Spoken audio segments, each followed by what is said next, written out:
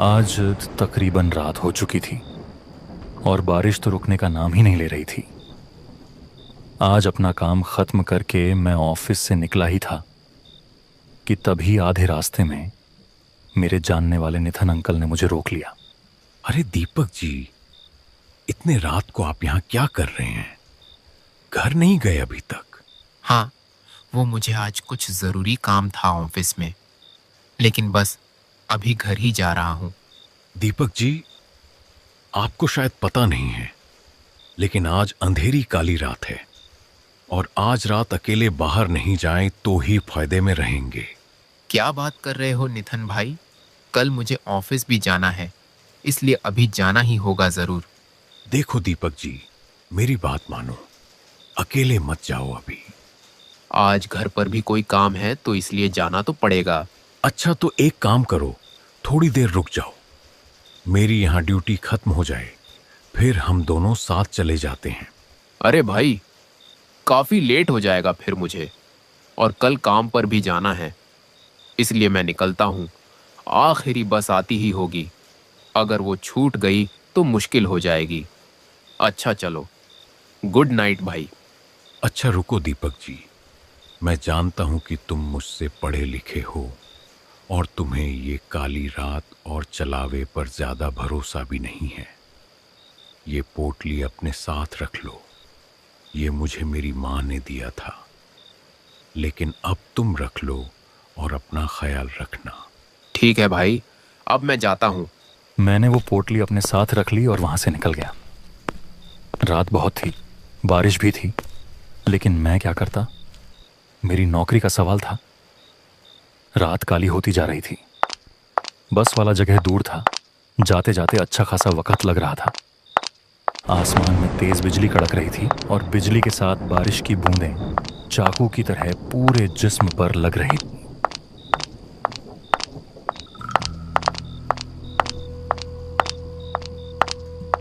अब थोड़ी देर बाद मैं बस के जगह पर पहुंच गया था। वहां पर खड़े होकर मैं गाड़ी का इंतजार करने लगा।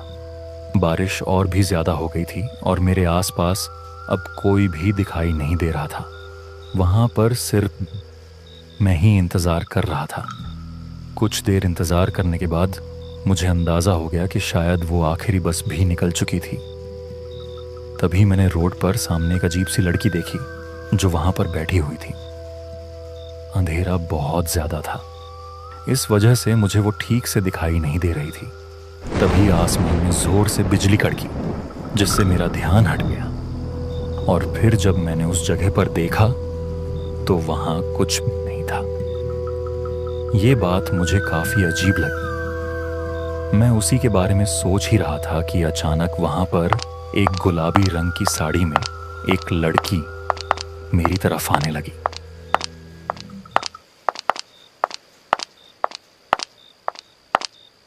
वो वहां पर आकर मेरे साथ ही रुक गई और ऐसा लग रहा था जैसे वो भी बस का इंतजार कर रही हो।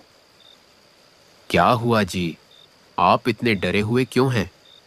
और इतनी रात को यहाँ क्या कर रहे हो, वो भी अकेले? मुझे डर लग रहा है। डर? किस चीज का डर? मुझे इस रास्ते से और अंधेरी रात से डर लग रहा है। क्या आपको डर नहीं लग रहा? नहीं, मुझे डर क्यों लगेगा? इसमें डरने की क्या बात है? बस रात ही तो है और बारिश है, बस। आप बताइए, आप इतने रात को यहाँ क्या कर रहे हैं और आप कहाँ जा रहे थे? मैं घर जा रही थी, बस के लिए यहाँ इंतजार करने।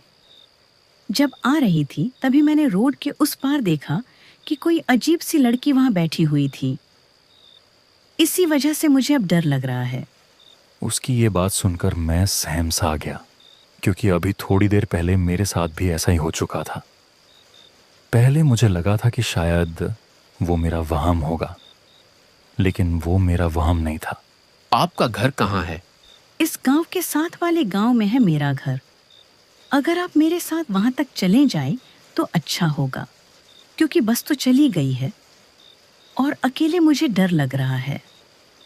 ठीक है, मेरे घर का रास्ता भी उसी तरफ जाता है। चलिए, आप मेरे साथ चलिए। मैं आपको आपके घर तक छोड़ देता हूँ। क्या सच में आप मुझे मेरे घर छोड़ देंगे? हाँ, क्यों नहीं। वैसे भी आपका उस सुनसान रास्ते में अकेले जाना ठीक नहीं। चलिए, मैं आपके साथ जाता हूँ। वो लड़की मेरे साथ जाने के लिए तैयार बैठी थी और अब उस सफ़र पर हम दोनों साथ में निकल पड़े। हम दोनों पूरे रास्ते बातें करते हुए जा रहे थे। मुझे जो पहले थोड़ा डर लग रहा था, अब बिल्कुल भी नहीं लग रहा था। शायद मेरे अकेलेपन की वजह से ही मुझे डर महसूस हो रहा था। हम दोनों पूरे रास्ते बारिश में भीग रहे थे। रास्ते में अजीब अजीब सी आवाज़ें आ रही थीं। एक जगह तो हमें ऐसी आवाज़ें सुनाई देने लगीं जैसे कोई पुरानी कविता गा रहा हो। हम रास्ते पर चलते गए, लेकिन वो आवाज़ें भी उतनी ही आती रहीं। फिर हम दोनों एक जगह पर रुक गए। आपने कोई आवाज सुनी? आवाज? कैसी आवाज? अरे, इतने अजीब से आवाज जैसे इस सुनसान जगह में कोई दूर बैठा हुआ पुरानी कविता गा रहा हो। हाँ, तो क्या तुम्हें भी ये आवाजें सुनाई दे रही हैं? मैं तो समझा कि शायद सिर्फ मुझे ही ये आवाजें आ रही हैं। लेकिन छोड़ो, मुझे लगता है कि कोई दूर से ऐसे ही आवाजें होंगी, या शायद बारिश की आवाज होगी। आप डरे मत, कुछ नहीं है। नहीं जी, ये कोई बारिश की आवाज नहीं है। ये तो ऐसी आवाज है जैसे कोई कुछ गा रहा हो या कोई रो रहा हो। मुझे तो डर लग रहा है। अरे, डरने की कोई बात ही नहीं। आप बस मेरे साथ चलें, कुछ नहीं है। आपको शायद पता नहीं है ना, इसलिए आप ऐसा कह रहे हैं। आज काली रात है और सुना है इस काली रात में इस तरह के सुनसान जगहों में चिलावा निकलता है। अरे, चिलावा वीलावा कुछ नहीं होता। आप भी इस तरह की फिजुल बातों पर यकीन करते हैं।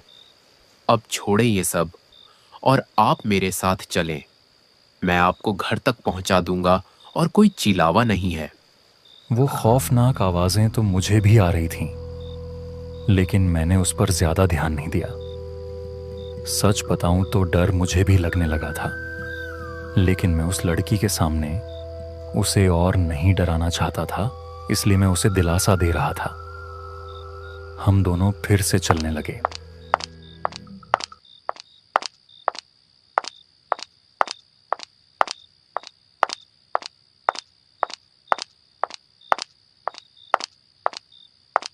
इस अंधेरी रात में, इस सुनसान जगह पर, इस रास्ते से क्या आपको डर नहीं लगता? नहीं, इसमें डरने की क्या बात है? बस सिर्फ अंधेरा ही तो है। नहीं, बस सिर्फ अंधेरा नहीं है, यहाँ पर और कुछ है। यहाँ पर। उसका इतना कहते ही मेरे पैर एकदम रुक गए। और कुछ भी का क्या मतलब? क्या है यहाँ पर? मैंने सुना है कि इस रास्ते पर चिलावा घूमता है, जो अक्सर लोगों को अपनी बातों में डालकर मत देता है। नहीं, मैंने पहले भी कहा कि चिलावा जैसा कुछ नहीं होता। चिलावा वैसा कुछ नहीं होता। ये सब कहने की बातें हैं बस। आपने देखा नहीं है ना, इसलिए आप ऐसी बातें कर रहे हैं। जिस दिन आप सच में देख लेंगे, फिर आप ऐसी बातें नहीं करेंगे साहब जी। तुम तो ऐसे बातें कर रहे हो जैसे कि तुमने सच में कोई चिलावा देखा है। तो बताओ फिर, कैसा दिखता है चिलावा? चिलावा बहुत ही खतरनाक होता है। एक बार किसी को पकड़ ले तो फिर आसानी से नहीं छोड़ता। अगर कोई भी चिलावे के पकड़ में एक बार आ गया तो फिर उसका बचना बहुत मुश्किल है। वो सब तो ठीक है, लेकिन तुमने मुझे बताया नहीं कि क्या तुमने देखा है चिलावा। हाँ साहब जी, मैं चिलावा ही तो हूँ। उसका इतना कहते ही मैं एकदम से रुक गया। मगर ये क्या, लड़की कहाँ गई? मैंने इधर उधर देखा, मगर वो कहीं भी नहीं थी। अब मुझे उसकी बातों से डर लग रहा था। मुझे समझ नहीं आया कि वो कोई थी भी और अचानक गायब कैसे हो गई। मैं अब बहुत डरा हुआ था। मेरी सांस मानो थम सी गई थी। मैंने बिना इधर उधर देखे ही चुपचाप चलना शुरू कर दिया। जो ये चिलावा वगैरह पर यकीन नहीं करता था, अब मुझे इस पर यकीन होने लगा था। डर के मारे मेरे हाथ पैर कांप रहे थे। बस मैं किसी तरह इस रास्ते को पार करना चाहता था।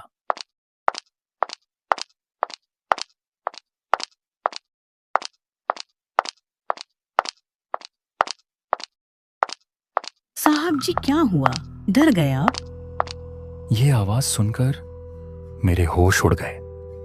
मैंने पीछे मुड़कर देखा तो वो लड़की फिर से वहीं पर खड़ी थी। अब मुझे उस लड़की से बहुत डर लग रहा था। तुम कहाँ चले गए थे? अरे साहब जी, आप तो डर ही गए।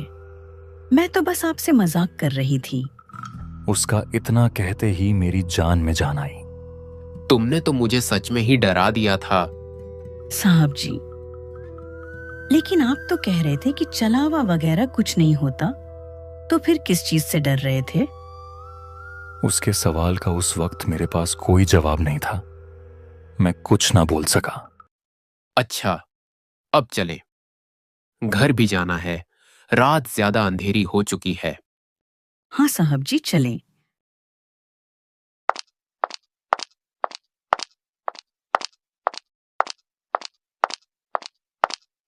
देखो, रात के समय इस तरह के मजाक करना ठीक नहीं है। क्यों साहब, आप मेरे मजाक से डर गए थे ना? नहीं, मैं डरा नहीं था। बस थोड़ा सा ही परेशान हो गया था कि तुम कहाँ चले गए थे। अच्छा, क्या अभी भी आपको यही लगता है कि चलावा नहीं होता? अरे छोड़ो ना ये चलावा की बातें, कोई और बात करते हैं। देखो, हम शायद बस घर पहुंचने ही वाले हैं। नहीं साहब जी, घर तो अभी बहुत दूर है। लगता है तुम्हारा इस रास्ते से रोज का आना जाना है, इसलिए तुम्हें रास्ते की ज्यादा जानकारी है। हाँ साहब जी, इस रास्ते से तो मेरा रोज का आना जाना लगा रहता है। तो क्या तुम्हें इस रास्ते में हर रोज अकेले जाने से डर नहीं लगता? क्योंकि यहाँ पर तो रात के वक्त कोई भी नहीं होता। नहीं साहब जी, मुझे डर क्यों लगेगा? मुझे डर नहीं लगता क्योंकि मैं खुद एक चलावा हूँ। अच्छा, मजाक कर लेते हो तुम भी। लेकिन इस बार ये मजाक नहीं है। उसका इतना कहते ही मैं फिर से रुक गया। देखो, मेरे साथ इस तरह का मजाक मत किया करो। मुझे इस तरह का मजाक बिल्कुल भी पसंद नहीं है, और अगर तुम ऐसे ही करोगे तो मैं तुम्हें यहां ही छोड़ दूंगा। बस अब चुपचाप मेरे साथ चलो। इतना कहकर मैंने उसकी तरफ देखा, लेकिन वह फिर से गायब हो चुकी थी। देखो, रात बहुत हो चुकी है। मेरे साथ इस तरह का मजाक मत करो। चलो, जल्दी से निकलो, रात हो गई है। तुम्हें घर नहीं जाना? मैंने उसे बहुत बार आवाज लगाई, लेकिन वह कहीं पर नहीं थी। देखो, मैं जा रहा हूं, तुम फिर अकेले आना। मैंने फिर से आवाज दी, लेकिन वह मुझे कहीं दिखाई नहीं दी। अब मैंने आगे बढ़ने का सोचा, लेकिन मुझे उस लड़की की भी फिक्र हो रही थी। आखिरकार यह रास्ता इतना सुनसान है और रात काफी काली हो चुकी थी। अजीब अजीब सी आवाजें आ रही थी, लेकिन अब मुझे आगे बढ़ना ही सही लगा।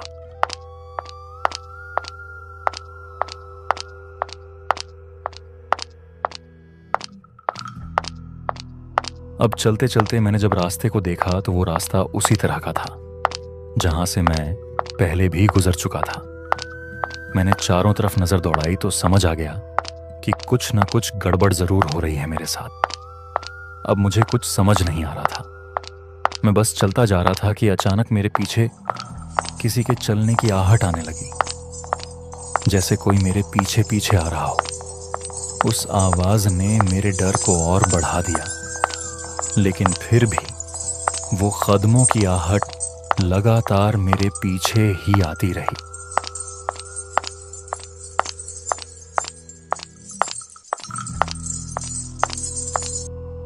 साहब जी, आप इस चलावे से निकल नहीं पाओगे। ये आवाज कुछ जानी पहचानी थी, क्योंकि ये उसी लड़की की आवाज थी। मैंने पीछे मुड़कर देखा और जो मैंने देखा वो सच में बहुत भयानक था। वो लड़की पूरी तरह बदल चुकी थी।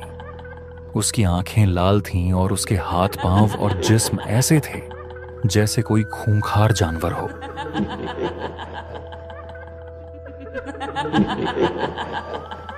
ये सब देखकर मेरा तो डर से चेहरा सफेद पड़ गया और मैं फौरन वहां से भागने लगा।